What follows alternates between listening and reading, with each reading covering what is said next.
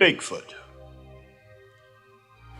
In the history of the natural world to the supernatural, I found many weird things. But just because I don't know what it is doesn't make it supernatural. While the true heart of science is to always question even yourself. In the end, I have become an objective atheist. I am an atheist, but I want there to be more.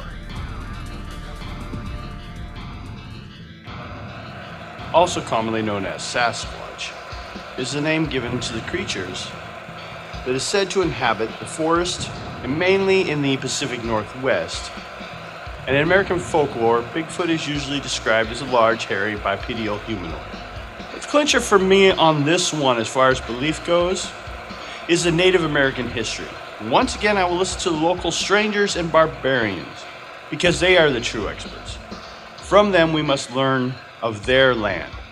Wild men stories are found among the indigenous people of the Pacific Northwest coast.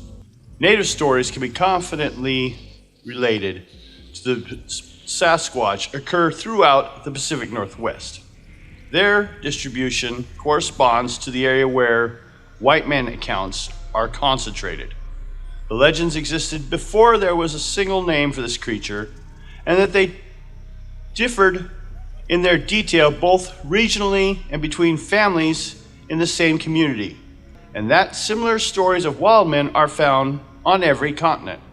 I'll also add here that it has been recorded that the natives in the area have a shamanic practice where an upcoming shaman returns to the wild ways of nature and lives as a wild man.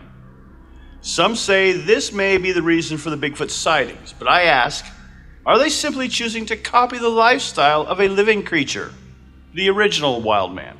Ecologists argue that most creatures have human-like giants in their folk history. We have this need for some larger-than-life creature. Each language had its own name for the creature featured in the local version of such legends. Members of one of the oldest tribes, the Lumni, tell tales about a local version of Bigfoot. The stories are similar to each other in the general description, but details about the creature's diet and activities differ between different family stories. Some regional versions contained more nefarious creatures. The Stihaya, or the Quiaquiana, were a nocturnal race that children were told not to say the names of, lest the monsters bear and come carry off a person, sometimes to be killed. In 1847, Paul Kane reported stories by the native people about the Skookums, a race of cannibalistic wild men, commonly described as having red hair. Less menacing versions exist, such as the one recorded by Reverend Elkanah Walker in the 1840s. Walker, a Protestant missionary, recorded stories of giants among the Native Americans living near present-day Spokane, Washington. The Indians said that these giants lived on and around the peaks of nearby mountains and stole salmon from the fishermen's nets. Local stories were compiled by Indian agent W. Dave Burns in a series of Canadian newspaper articles in the 1920s, recounting stories told to him by the people of the Chehalis and others. They maintained, as do other indigenous people around the region, that the Sasquatch are very real and take great umbrage when it is suggested that they are merely legendary. According to the eyewitness accounts, the Sasquatch prefers to avoid the white man. It was Burns who first borrowed the term Sasquatch and used it in his articles to describe a hypothetical single type of creature reflected to the stories. A story told to Charles Hill Tout by Chief Mashilla of a tribe up in British Columbia in 1898 gives another Sahelish variant of the name, meaning benign-faced ones, Gigantopithecus. Bigfoot proponents Grover Krantz and Jeffrey H. Bourne believe that Bigfoot could be a relict population of Gigantopithecus.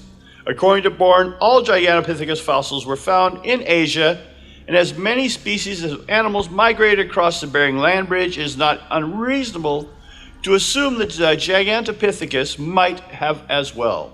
Gigantopithecus fossils have not been found in the America. The only recovered fossils are of mandibles and teeth, leaving uncertain about the Gigantopithecus' locomotion.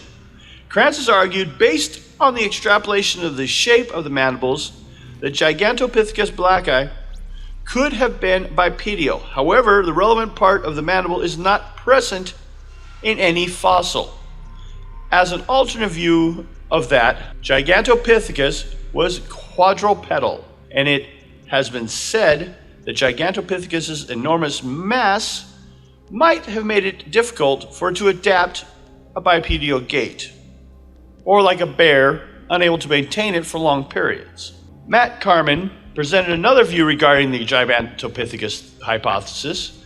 The trouble with this account is that Gigantopithecus was not a hominin, and maybe not even a crown group hominid.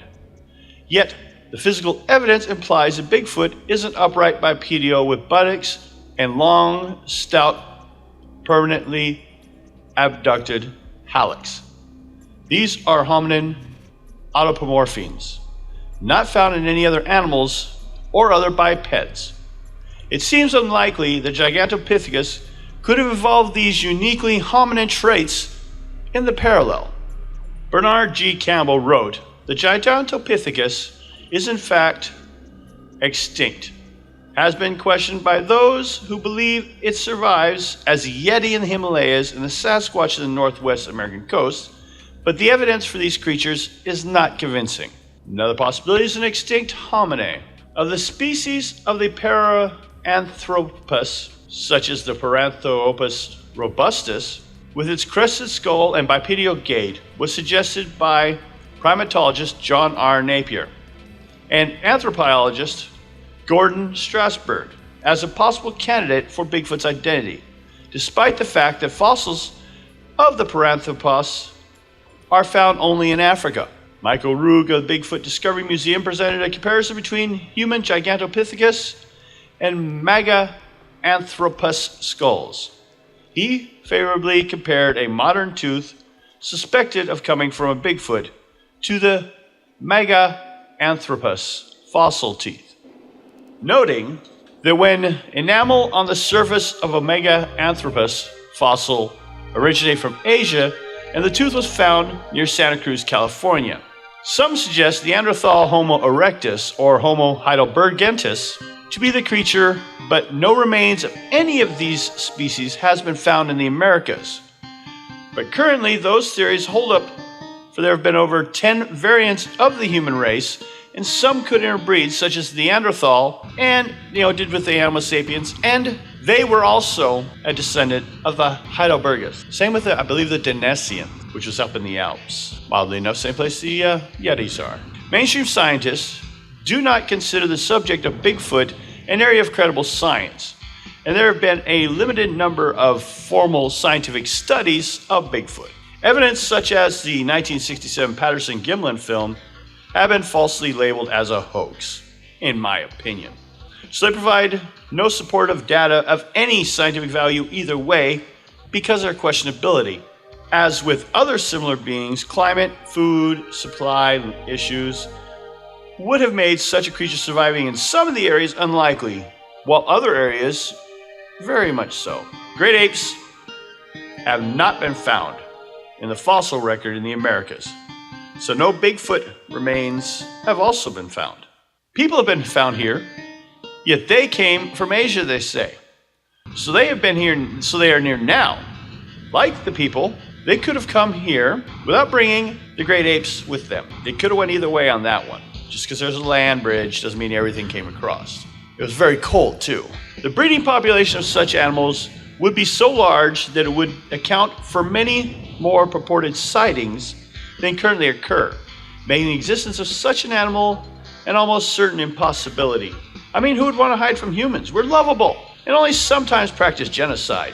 With their bad smell commonly related to sulfur, as if they were maybe living underground, maybe burying their dead in caves undiscovered, as some native tribes have been known to do. Where'd they get the idea? Anthropologist Jeffrey Meldrum has said that the fossil remains of an ancient giant ape called the Gigantopithecus could turn out to be the ancestor of today's commonly known Bigfoot.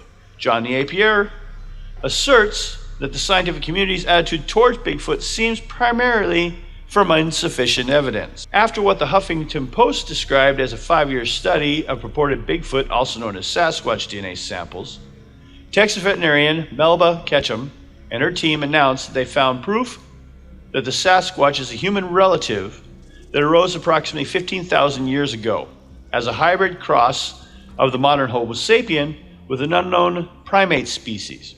Ketchum called for this to be recognized officially, saying the government at all levels must recognize them as an indigenous people and immediately protect their human and constitutional rights against those who would see in their physique and cultural differences a license to hunt, trap, and kill them. I grew up with Ape Canyon being known as a Bigfoot place, as the gorge along the edge of the plains of Aram, on the southeast shoulder of Mount St. Helens, in the state of Washington. The gorge narrows to a close at 8 feet at one point. The name alludes to a reported encounter with several ape men in 1924, an event later incorporated into Bigfoot folklore. Their allegations were reported on July 16, 1924. Fred Beck, one of the miners, claimed that they shot and possibly killed at least one of these creatures, precipitating an attack on their cabin, during which the creature bombarded the cabin with rocks and tried to break in. Now, a lot of animals in the woods can throw rocks, so it's either people doing it to them or something else. Ape Canyon was heavily impacted by the 1980 eruption in Mount St. Helens, though.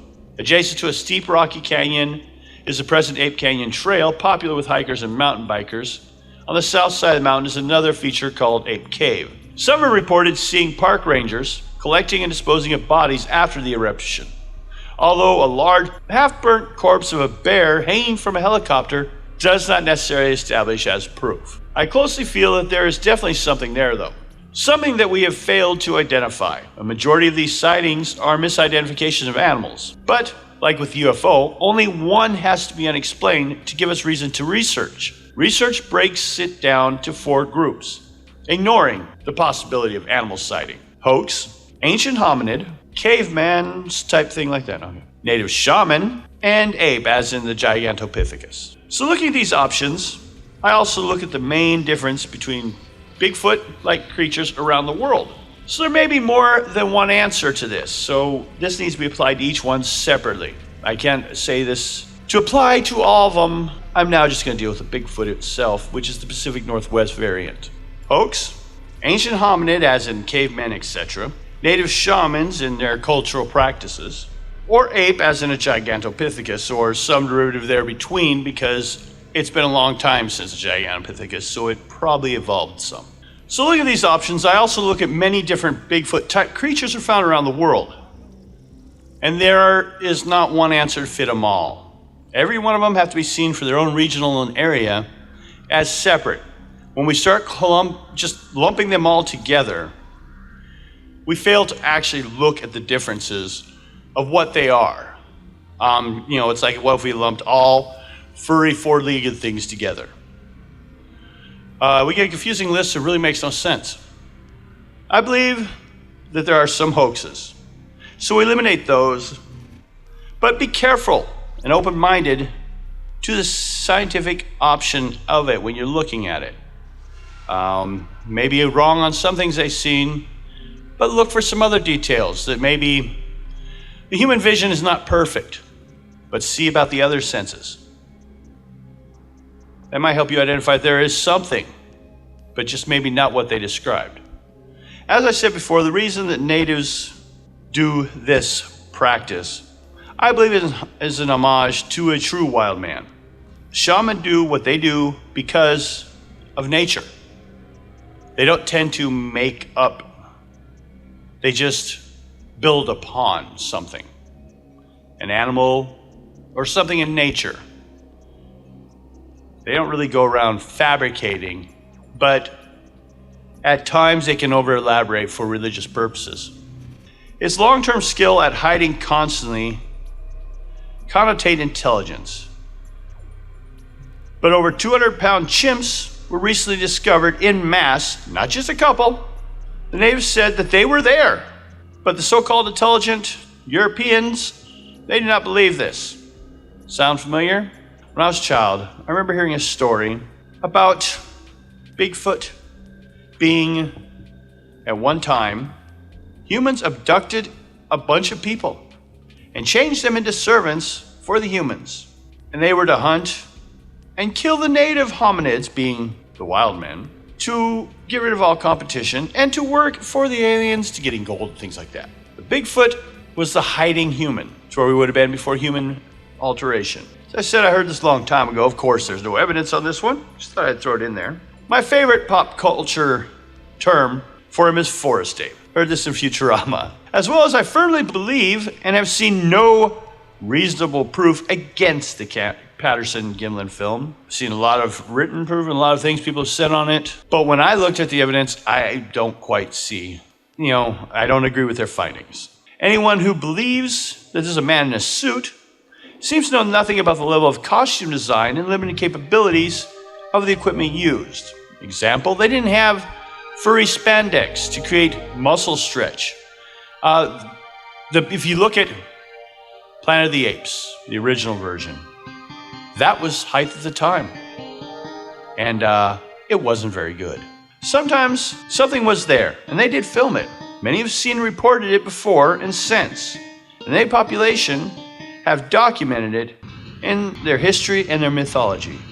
It has existed, and hopefully still does, but the full details of what it is, or was, still unknown. In closing, I do actually, in my essay here, in my research, I do believe something's there. Bigfoot is a creature. Details on what it is, we're still working out, but we have to be willing to look. I find a lot of times what people give me as evidence against, such as the natives in their practice, the shamanic rites, actually, in my eyes, become proof for.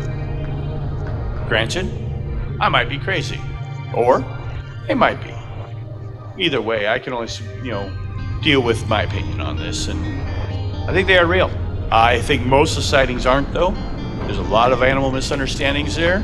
Even nowadays, the case of mange is becoming more active, but that's just nowadays. This is a creature with mythology, with a background. To the detail point that it comes down to differences of what they ate from different areas. Some would say that's proof against. I'd say it could relate to when the Bigfoot was at the coast where that family lived, he ate clams and things around and fish. When he was up in the forest, he ate more salmon and further up, berries. Different families became exposed to him eating in different places. I've not seen much proof that shows that any different than any animal, or very few animals. It doesn't grab a bunch of food, take it somewhere, and make dinner. It eats it there. And that's reflected if someone truly was to report about animals, that would be reflected. But others will see this same thing as proof against. So sadly enough, in the end, someone's going to have to end up probably killing one so that we can see it and then maybe protect the rest of them. Hopefully it's not the wrong one. Thank you.